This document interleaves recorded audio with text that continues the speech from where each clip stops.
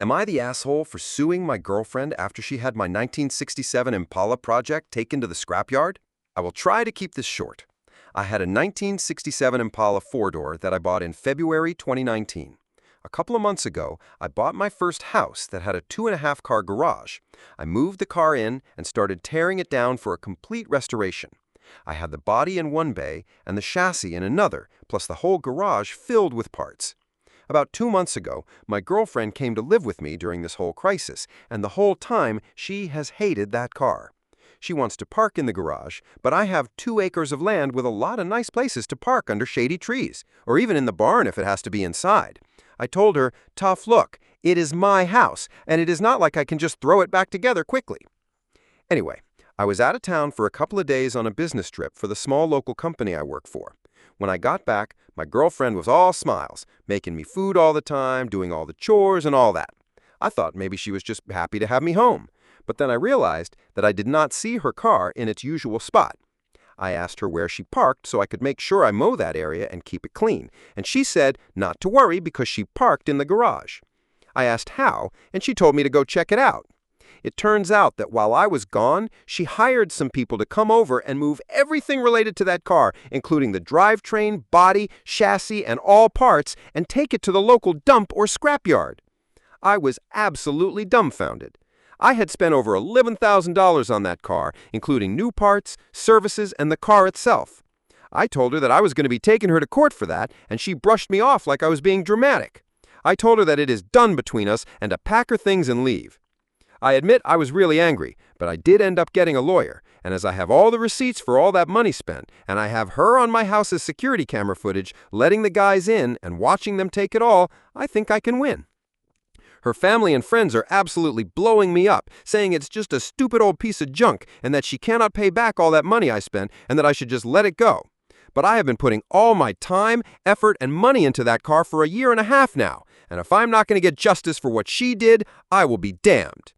Am I the asshole? Edit. Thank you all so much for the support, awards, and everything. I am glad I have some people on my side. I got a call from her mom about 20 minutes ago, and she told me that I was ruining her daughter's life over a stupid car. I told her she ruined her own life. I have been gathering documentation and stuff, and I'm about to head down to the police station and file a report as suggested by many here. Once again, thank you all. Update. I went to the police station last night and was told to come back in the morning. I just got back and filed an official report against her for grand larceny and grand theft auto. I showed them all the receipts I had for the car and the footage of her letting the guys in and watching them take it all, and I have the title for the vehicle in my name. They said they will be in contact with all 3 parties, me, my ex-girlfriend, and the junkyard guys, soon, and they will hopefully be able to recover some or all of the car. I just have to wait now. Huge update. They found my car. The junkyard guys apparently were in the middle of hiding it when the police came to ask them questions. It was on a forklift, and they were going to put it on top of a pile of cars that was hidden behind more piles of cars. They said it was theirs, and they had the title, but obviously they did not have the title for it, and since they matched the vehicle identification number on the chassis and body to the vehicle identification number on my title, it was obviously mine.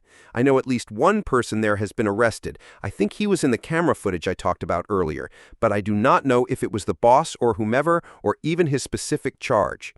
They also told me they would be looking into this specific junkyard for any other vehicles reported stolen. They said they have not been able to get in contact with my ex just yet, but they are working on it. I am just so glad they found my car. Luckily, I made quite an album of pictures detailing me tearing down the car, and so I can use that to prove what parts they had were mine, so I can hopefully get most or all of it back. The police have not let me take it back home yet, as they say it is evidence or something, so hopefully I can get it back eventually. Thank you all so much for the support and advice. She is going to be all right. Reddit verdict. Not the asshole. Top comments. Comment. Not the asshole. Sue her. Sue her for the cost plus a few extra thousand for the time and money. Have her prosecuted for theft and destruction of private property. And have the guys that came to get it prosecuted for receiving stolen goods. Nail them all to the wall. Author. I cannot blame the guys that came and got it. She told them it was her dad's and she had lost the title for it and wanted it gone. And they believed her, so it's not their fault they got lied to. Answer. Taking a car that the title was lost makes them kinda shady. I've had cars sent to the scrapyard, and if I did not have a title in hand, they refused to take it. This is her story. When the guys saw what they were getting, I am sure they were jumping up and down inside, unless they know nothing about cars. Author. I mean, at first glance, it did kind of just look like a half-finished project that has not been touched in decades. But yes, maybe they thought they could make a pretty penny on all the original parts that were there, which I'm sure they could. Comment. Not the asshole. How do you have the nerve to do something like that in someone's home? She is not even your wife. She went too far, and I say you dodged a bullet. Author. I wouldn't say I dodged a bullet. More like it hit me in the shoulder instead of the heart. It hurts, but it could be a lot worse. Comment. Not the asshole. That is like your girlfriend selling a dog out from under you while you're on a business trip because she didn't like it. The audacity. If she didn't like it, she could have just ignored it. The most toxic part is that she sees no issue. It's your property, your house, and she throws it away? And if any judge knows the worth of that car, they would understand suing her for the cost, let alone the time you spent on it. That's a hobby, and a damn good one. If she could not support you and your project, that probably would have been a red flag for anything you do later on. I think this is all justified. Comment. Not the asshole. My husband has several old cars. I haven't seen the inside of the garage in 20 years, but he loves his hobby cars, and I would never dream of asking him to lose one. I say take her to court. Be sure you sue for replacement cost. The Impalas are getting hard to come by, and you may have to pay more than you think. Oh, and congratulations on dodging the bullet with that one. If she pulled this in the first year, just think what she would be trying after a couple of kids and 10 years of marriage. Comment. Not the asshole. What is with this sub and terrible significant others who do not respect their partner's property and passions? Like, how did she expect you to act? Oh, yay, you completely destroyed my passion project while also causing a considerable financial loss, but at least your car is in the garage. She was not very bright. Being dumped and sued is the most predictable outcome from this scenario. Comment. Not the asshole. Relationship-wise, this was a gross overstep on her part just to get her way on something minor. Ending the relationship immediately was the right thing to do. Legally, do not destroy something you cannot afford to replace. Take her down. Let her pay it off over the next few years. Comment. Not the asshole. I can make an educated guess as to why it was a 1967 Impala, and I am horrified for you. That is straight-up theft. If that is how she treats your baby, imagine what else she will feel free to dispose of. Author. You probably think it has something to do with the show Supernatural, but no. When I was a kid, my grandpa had one, all original, that he bought new, and when he passed, it was sold off. But I loved that car so much I knew I was going to have one someday. His was a two-door Super Sport with the 327 and 3-speed, but the 4-door is more my cup of tea. Write what you think about this situation. Who did the right thing, and who is the asshole? Let's discuss it in the comments. In the meantime, let's move on to the next story. Am I the asshole for pretending to get fired when customers lose their temper with me? I am a high school student with a weekend job at a coffee shop. My coworkers who work weekends are James, the owner's son, who attends my school. He is a shift manager, but it is not a formal role. He is a friendly person. Danielle, a college student who sometimes works weekends too. Sometimes customers come in and are angry about minor issues. They literally explode over nothing. I do not know if they are already in a bad mood and looking for someone to take it out on or what, but it is overwhelming.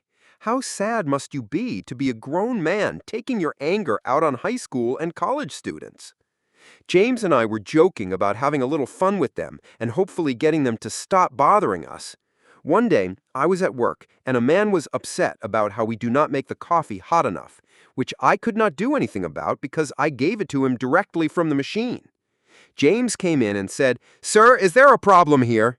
The man started ranting at him, too. So James said, "Original poster, this is unacceptable. You are fired." I started acting very sad, saying, "No, please do not fire me. My family needs the money. I need this job, please." He played up being strict, telling me to take off my apron and leave. The angry man started to backtrack, saying, "It is not that big of a problem. You do not need to fire her over it. I did not mean it." James responded, "No, we pride ourselves on the best customer service." Of course, after all that drama, I still had my job. We were just acting. We've done it a few times. Whenever a customer loses their temper at Danielle or me, James will storm in and fire us. Almost every time, the person who came in angry will apologize and say they did not mean it. It's kind of satisfying, making people realize their actions might actually have consequences. I was telling my friends from school about this, and a few of them thought it was a mean prank to let someone leave thinking they had gotten someone who desperately needs the money fired. Am I the asshole for this joke? Reddit verdict, not the asshole. Top comments. Comment, not the asshole. That is a perfect way of dealing with hostile customers. Comment, not the asshole. I think it is hilarious, and maybe it will teach some people a lesson about controlling their bad behavior. Comment, original poster is a legend. Comment, you are not an asshole at all. You are the hero retailers need. Brilliant. Comment, not the asshole. Customers can be very rude. Usually, people are respectful and reasonable, even when they have a legitimate complaint. But every now and then, there is one person who comes in and cannot be made happy. They are the worst. I have taken the approach of killing with kindness and being sarcastically polite. Oh, okay, sir. I can microwave your coffee for you. Would you like 2 minutes or 5? It is fun, usually makes them angrier, but they can't do anything because you're not saying anything wrong. I am curious how the customer acts when they come in the next day or the following week and you're still behind the counter. Comment, not the asshole. Fun fact, Harrods actually hires people for this. If a customer is upset in the store, the manager will call back the offender and fire them in front of the customer to satisfy them. Then, the person whose job it is to be fired just goes back to the back room and waits for another customer to get angry so he can be fired again. I think it is even better that you are using it to make people think twice about being unkind in the store. Edit. I have looked over all the responses, and many people are telling me it is not true. Honestly, the first place I saw this fact was elsewhere on Reddit, discussed completely seriously, and none of the replies claimed it to be false. I know it is not a reliable information source, but I saw this post, remembered what I had read, and thought it might be a good addition to the thread. However, seeing as it is false, I do not see the harm in not removing it because it is still a humorous concept to think about. But after seeing the comments and researching for myself, it is clear my fun fact should not really be labeled as such. Comment. This reminds me of a video on YouTube where a teenager goes to a barber for a haircut, and I cannot remember what the prank was, but his intention was to prank the barber with some kind of shock reaction prank. Someone had told the barber about what the teenager had planned, so the barber had his own prank planned. When the teenager did his prank, the barber faked a heart attack and died right there on the barbershop floor. It was hilarious. I know this is not the same thing as the original poster situation, but for some reason it made me remember it. Comment. Everyone sucks here. The customers are obviously assholes for being unkind for no good reason. Yes, you are a little bit of an asshole. Is it justified? Absolutely. Are you still an asshole? Yes. Unfortunately, in a customer service role, you will always have to deal with people who are angry over absolutely nothing. It is part of the job. Is it fair? No. In a perfect world, those customers would not exist. But we live in reality, and that is part of the reality, especially of that job. What do you think about this situation? Who do you think is a jerk, and who did the right thing? Share your thoughts in the comments and subscribe to the channel to get more cool and interesting stories. Thank you for watching. Bye-bye.